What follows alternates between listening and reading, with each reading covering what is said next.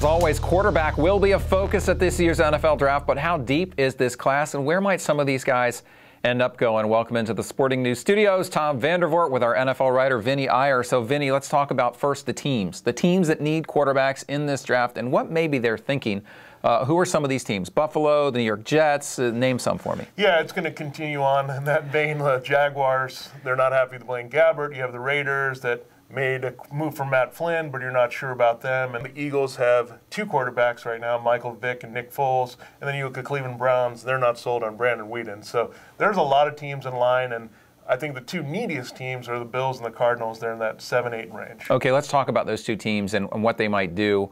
We've got Geno Smith out there, and then a bunch of guys. Matt Barkley, USC. I see in this draft, when I look at different evaluations, I see things all over the place. I see different guys rated as number one. I see some guys rated highly in one study and then another low in another one. So what's your take on these guys and what these teams are going to do? Well, it's pretty unpredictable in relation to last year when you knew Andrew Luck was going to the Colts, Robert Griffin III was going to the Redskins. Right. You kind of knew that Ryan Tannehill was going to go to the Dolphins. Yep. You don't know any of that this year. It's all over the place. I think Geno Smith, the first landing spot is obviously Jacksonville. They like him.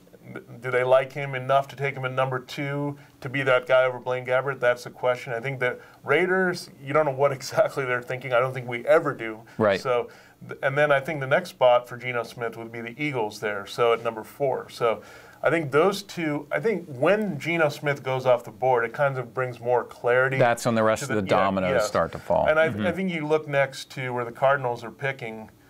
I mean, they have plenty of options. I think Matt Barkley would be in the mix for them for sure because he's kind of an athletic guy that had a lot of experience from the Pac-12, a lot like what Bruce Arians had in Indianapolis with Andrew Luck. I'm not saying he's the same type of prospect, but he has that pedigree to work with. Okay, what about a guy like Tyler Wilson? Ryan Nassib, obviously his former coach, is now with the Buffalo Bills. Yeah, I mean, Ryan Nassib, I think, has been attached to the Bills ever since they hired Doug Marrone and his offensive coordinator from Syracuse at the same time. He said, oh, why don't we just transition here? It kind of happened for Ryan Tannehill going with Mike Sherman from Texas A&M. So that worked out pretty well. Yeah, it worked out pretty well. So I think the Bills are definitely on that radar.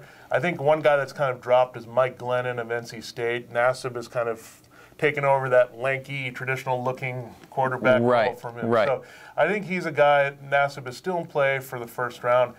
I think after Smith, it's kind of a wild card, Barkley, Nassib, who goes next. I think it depends on how much those teams like him. And is it also a question of players fitting systems? Are some coaches saying this guy's skill set fits my system better? Absolutely. I think with Nassib, they feel like he can do everything because he's got that stronger arm, and I think there's a little concerns about accuracy. With the Matt Barkley, you might say West Coast system.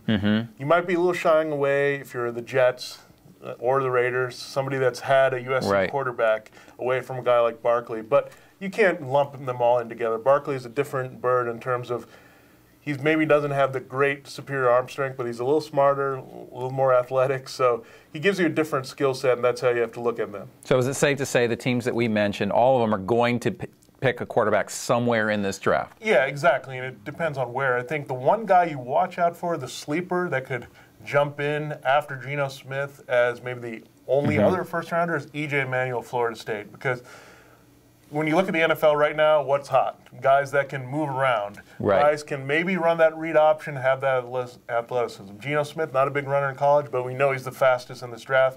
E.J. Manuel is a pretty exciting athlete, too. So it's a copycat league. Those two guys are what's been working in the NFL of late. All right, we'll see what happens. For Vinnie Iyer, Tom Vandervoort, thanks for watching.